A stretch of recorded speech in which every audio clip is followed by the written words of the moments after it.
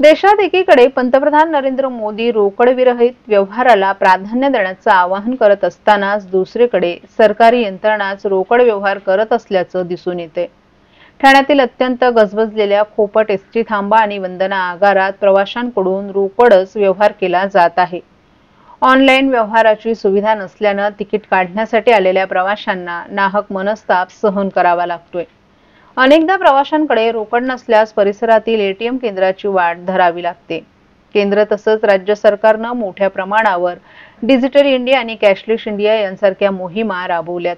त्याद्वारे नागरिकांना ऑनलाईन व्यवहाराकडे वळवण्याचा प्रयत्न करण्यात आलाय। बँकिंग, किरकोळ खरेदी, वाहतूक व्यवस्था, भाजी विक्रेते आता यूपीआय आणि क्यूआर कोडच्या माध्यमातून व्यवहार करताना दिसून येतात।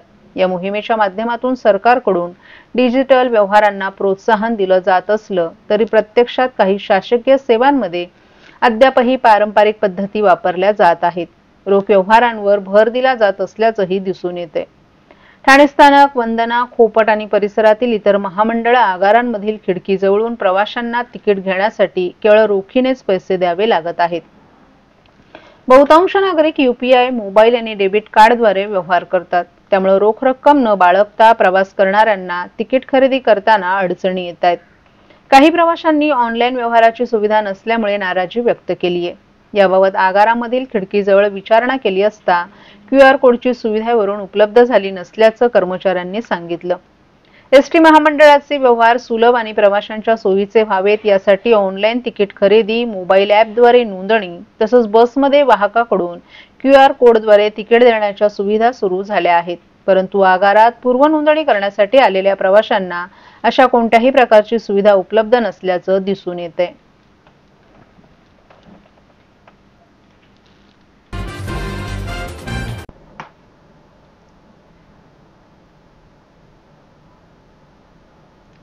महाराष्ट्रात सर्वाधिक बासरी वादक ठाण्यात असून ठाणे ही सुरेल नगरी असल्याचं वक्तव्य पंडित हरिप्रसाद चौरासिया यांनी ठाण्यात बोलताना केले। ठाण्यातील गुरुकुल प्रतिष्ठान आयोजित स्वरप्रभात या कार्यक्रमात ते बोलत होते। विवेक सोनार लिखित 1ली ते 10वीच्या विद्यार्थ्यांच्या पाठ्यपुस्तकाचं अनावरण त्यांच्या हस्ते करण्यात आलं। या पुस्तकाचा अंतर्भाव नवीन शैक्षणिक वर्षापासून पश्चिम बंगालच्या 100 शाळांमध्ये होणार आहे। रसिकप्रेमींसाठी ठाण्यात स्वरप्रभात कार्यक्रमाचं दुसरं पर्व ठाण्यातील टाउन हॉल एम्पी थिएटर येथे पार पडलं। ज्येष्ठ गायक पंडित सुरेश बापट आणि पद्मविभूषण पंडित हरिप्रसाद चौरासिया यांच्या प्रमुख उपस्थितीत हा कार्यक्रम पार पडला। या कार्यक्रमात शास्त्रीय गायन आणि सामूहिक बासरी वादनाचे सूर निनादले। यावेळी बोलताना पंडित हरिप्रसाद चौरासिया यांनी महाराष्ट्रात सर्वाधिक बासरी वादक ठाण्यात असून आपला ज्येष्ठ शिष्य विवेक सोनार याच्या मार्गदर्शनाखाली दिवसेंदिवस ही संख्या वाढत असल्याचं त्यांनी सांगितलं।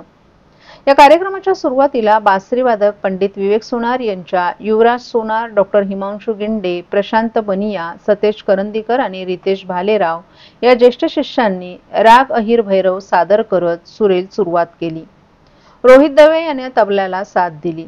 ठाण्यातील ज्येष्ठ गायक पंडित सुरेश बापट यांच्या शास्त्रीय गायनानं रसिकांना मंत्रमुग्ध केलं।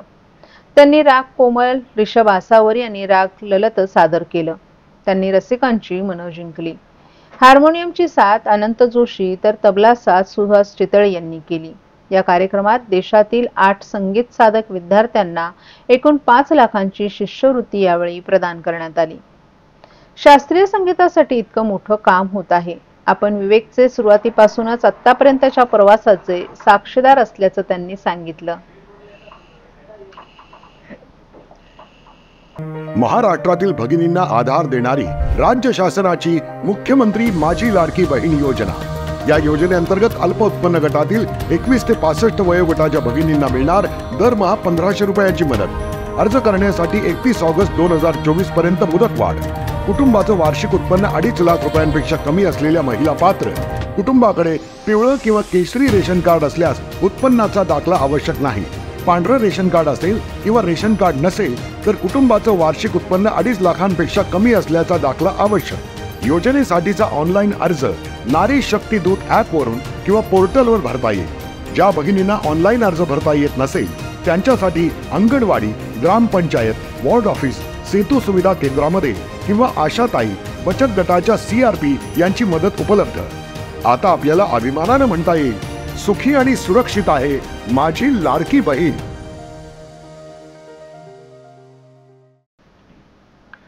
ठाण्यातील रामारुती रोडवरील पीपल्स एज्युकेशन सोसायटीच्या new English school and junior college शाळेचा शतक महोत्सव आणि इंग्लिश मीडियम प्रायमरी स्कूल कोपरीचा सुवर्ण महोत्सव वर्षभर विविध उपक्रमांनी साजरा केला जाणार आहे. न्यू इंग्लिश स्कूल 15 जून 2025 रोजी 100व्या वर्षात पदार्पण करत असून इंग्लिश मीडियम प्रायमरी स्कूल जून 2025 मध्ये 50व्या वर्षात प्रवेश करेल. या पत्रकार परिषदेत संस्थेचे कार्यवाहक आल्हाद जोशी, महोत्सव प्रमुख मंगला करंदीकर, गव्हर्निंग बॉडी सदस्या साधना शिंदे, मुख्याध्यापक माळगावे आणि ज्येष्ठ शिक्षक बीटी पाटील यांनी याविषयी अधिक माहिती दिली. शतक आणि सुवर्ण महोत्सवाचा उद्घाटन सोहळ्याचं आयोजन 15 आणि 18 जून रोजी करण्यात येणार आहे. शाळा इतिहासाची डॉक्युमेंटरी फिल्म आणि स्मरणिकेचे प्रकाशन देखील होणार आहे. वर्षभर शैक्षणिक, सामाजिक आणि सांस्कृतिक उपक्रम राबवले जातील. 100 गरीब विद्यार्थ्यांना शालेय साहित्य वाटप, वृक्षारोपण, सैनिकांसाठी राख्या पाठवणं, आरोग्य शिबिरं अशा उपक्रमांचा यात समावेश आहे. पीपल्स एज्युकेशन सोसायटीच्या शैक्षणिक क्षेत्रातील मोठा इतिहास असून ठाण्यातील पहिली मुलींची शाळा सुरू करणं, पहिल्या एनसीसी युनिटची स्थापना, संगणक वापरून निकाल प्रणाली यांसारखी अनेक वैशिष्ट्य संस्थेच्या वाटचालीत आहेत. शतक आणि सुवर्ण महोत्सवाचा समारोप जानेवारी 2026 मध्ये दिमाखात साजरा करण्यात येणार असून गडकरी रंगायतन आणि भोळे सभागृहात विविध कार्यक्रम आयोजित केले जाणार असल्याची माहिती यावेळी देण्यात आली. भोळे सभागृहात होणार आहे. 100 वर्ष या शाळेला पूर्ण होत आहेत आणि या ऐतिहासिक शाळेची क्षणचित्रे असलेली डॉक्युमेंटरी फिल्म आम्ही तयार केलेली आहे. ती या शतक महोत्सवाच्या उद्घाटनाच्या दिवशी दाखवण्यात येणार आहे. आणि जून पासून आम्ही विद्यार्थ्यांसाठी इंटर स्कूल स्पर्धांचं आयोजन केलेलं आहे. या इंटर स्कूल स्पर्धांचं स्पर्धा पत्रके देऊन ठाणे शहरातल्या मराठी माध्यम व इंग्रजी माध्यमाच्या विद्यार्थ्यांना, त्या शाळांना आम्ही पत्रक देऊन आमंत्रित करणार आहोत. या स्पर्धा 3री ते 12वीच्या विविध गटातील विद्यार्थ्यांसाठी आयोजित केलेल्या आहेत. आणि आमच्या संस्थेतील शाळांच्या विद्यार्थ्यांसाठी 10 स्पर्धा आयोजित केलेल्या आहेत. तसेच सामाजिक उपक्रमे आम्ही आयोजित केलेले आहेत. जून मध्ये आम्ही आमच्या शाळेचे 100 गरीब आणि होतकरू विद्यार्थ्यांना गणवेश वाटप आम्ही करणार आहोत. जुलैमध्ये आम्ही पावसाचं वातावरण असल्याने 100 वृक्षांचं वृक्षारोपण व संगोपन करण्याचा आमचा संस्थेच्या पदाधिकारी आणि शिक्षकांचा मानस आहे. ऑगस्टमध्ये आम्ही 500 राख्या विद्यार्थिनींकडून बनवून झाल्यानंतर आम्ही सैनिकांना त्या राख्या पाठवणार आहोत. अशा प्रकारे हा शतक महोत्सव आणि सुवर्ण महोत्सव या दोन्ही महोत्सवांसाठी भव्य उपक्रम आणि कार्यक्रमांचं आयोजन आमच्या संस्थेने, न्यू इंग्लिश स्कूल शाळेने व इंग्लिश मीडियम प्रायमरी स्कूलने केलेला आहे.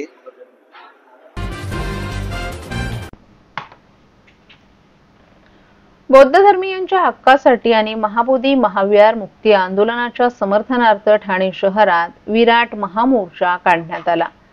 ठाणे स्थानकाजवळील डॉक्टर बाबासाहेब आंबेडकर यांच्या पुतळ्यापासून कोर्टनाका येथील दुसऱ्या डॉक्टर बाबासाहेब आंबेडकर यांच्या पुतळ्यापर्यंत हा शांततापूर्व मोर्चा निघाला. या महामोर्चात बौद्ध भिक्षू, अनुयायी, विविध सामाजिक संघटनांचे कार्यकर्ते आणि नागरिकांनी मोठ्या संख्येने सहभाग घेतला. महाबोधी मंदिर बौद्धांना परत द्या, 1949चा बोधगया कायदा रद्द करा अशा घोषणा देत त्यांनी आपला संताप व्यक्त केला. या मोर्चाचं नेतृत्व बौद्ध भिक्षूंनी केलं. आंदोलनकर्त्यांनी स्पष्टपणे सांगितलं की बोधगया येथील महाबोधी मंदिराचं संपूर्ण नियंत्रण बौद्ध समाजाकडे सोपवलं पाहिजे. सध्या 1949च्या कायद्यानुसार मंदिराचं व्यवस्थापन समितीवर बहुसंख्य हिंदू सदस्य असल्यामुळे बौद्ध समाजात नाराजी आहे. या आंदोलनाला देशभरातील सुमारे 500हून अधिक बौद्ध संघटनांचा तसंच श्रीलंका, थायलंड, जपान, मंगोलिया येथील आंतरराष्ट्रीय संघटनांचा पाठिंबा मिळालाय. बोधगया येथेही भिक्षूंनी आमरण उपोषण सुरू केलं असून त्यावेळी बिहार पोलिसांनी काही भिक्षूंना जबरदस्तीनं हटवलं. या घटनेचा निषेध म्हणून देशभरात निदर्शनं, जेलभरो आंदोलन आणि भारत बंदची तयारी केली जात आहे. ठाण्यातील हा मोर्चा बौद्ध समाजाच्या हक्कांसाठी चाललेल्या व्यापक लढ्याचं एक महत्त्वपूर्ण अंग ठरलं असून आंदोलन अधिक तीव्र होण्याची शक्यता वर्तवली जाते. मोर्चा करण्यात आलेला आहे. काय झालं आहे, महाबोधी विहार राज्यातलं गैर ठिकाण असलेलं, या ठिकाणी 4 बुद्ध बनते आहेत, 4 हिंदू बांधव ब्राह्मण आहेत आणि जिल्ह्याचा कलेक्टर जो असतो तो अध्यक्ष असतो. याचा अर्थ तो हिंदू बांधवांच्या बाजूनं निर्णय जातो, त्यामुळे बौद्धांवर अन्याय होतो. तर महाबोधी विहार हे बुद्धांच्या ताब्यात मिळावं म्हणून हे आंदोलन आहे. 1949चा BRT ॲक्ट कॅन्सल करा यासाठी हा लढा चालू आहे, हे आंदोलन चालू आहे. हे आंदोलन असंच तीव्र चालत राहील आणि लवकरात लवकर जर हे बिहाराचं महाबोधी विहार मिळालं नाही तर तीव्र आंदोलन पुढे करण्यात येईल. नानासाहेब, पण गेल्या 11 दिवसापासून साखळी उपोषण सुरू आहे, शासनाने दखल घेतली नाही. हां, शासन सध्या ते पहलगामच्या याच्यात भानगडीत पडले आहे.